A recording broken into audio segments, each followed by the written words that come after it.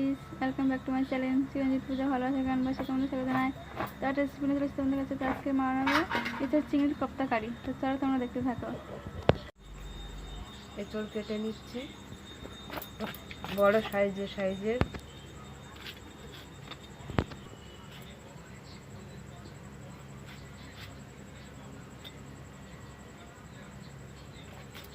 আমি এত বড় বড় করে নিচ্ছি, নিয়ে সিদ্ধ করে নেবো।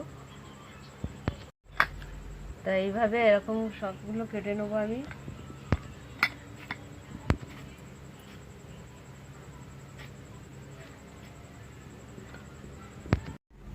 তা আমি এঁচড়গুলো সিদ্ধ করে নেবো। চলো, তো আমাদের এঁচড়টা সিদ্ধ হয়ে গেছে, সঙ্গে আলু সিদ্ধ দিয়েছি একটা।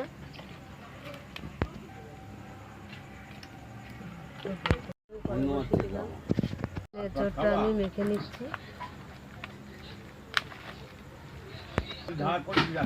এঁচড় আলু একসঙ্গে মেখে নিচ্ছি আমি।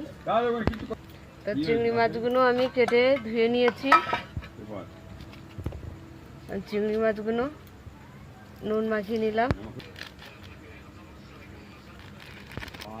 হলুদ মেখে নিলাম, কড়াতে তেল দিয়ে দিচ্ছি।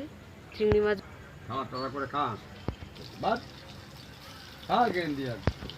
বেসন দিয়ে দিলাম, গুঁড়ো লঙ্কা দিয়ে দিলাম, হলুদ দিয়ে দিলাম, পরে মেখে নেবো আমি।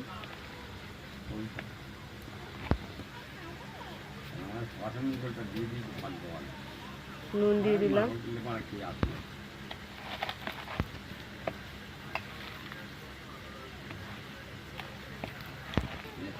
তো আমার মাখা হয়ে গেছে, আমি এমনিভাবে রেখে দিলাম। এবারে চিংড়ি মাছে একটু জল বেরিয়েছে।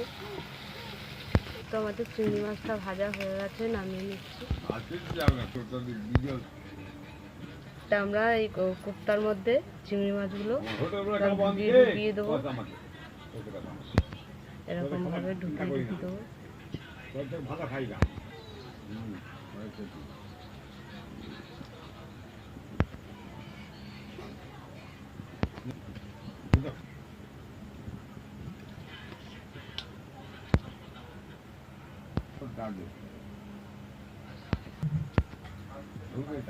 তেল দিয়ে দিলাম, কড়া গরম হয়ে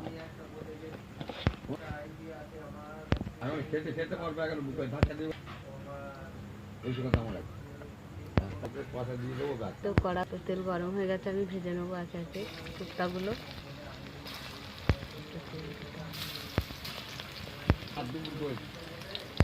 তো আমি এইগুলো উল্টে উল্টে দেবো এবারে কোপ্তাগুলো।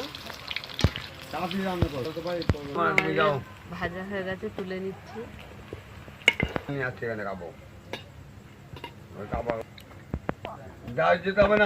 এগুলোও ভেজে নেবো।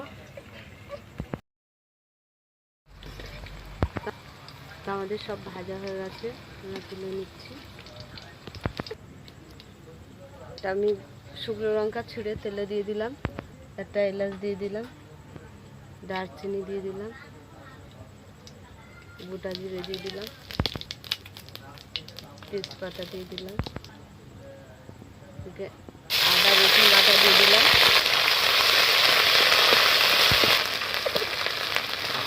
পেঁয়াজ বাটা দিয়ে দিলাম, নুনটা দিয়ে দিলাম।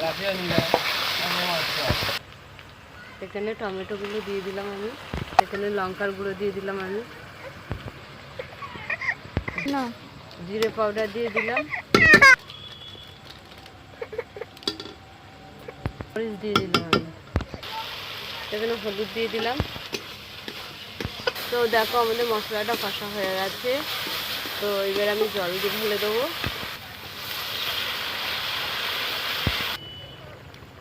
তা আমাদের ঝোল ফুটে গেছে, আমি ওর কোপ্তাগুলো দিয়ে দিচ্ছি। এখানে একটু আমি গরম মশলা দিয়ে দিচ্ছি। তো এখানে আমি একটু বাটার দিয়ে দিলাম। তা আমাদের এখানে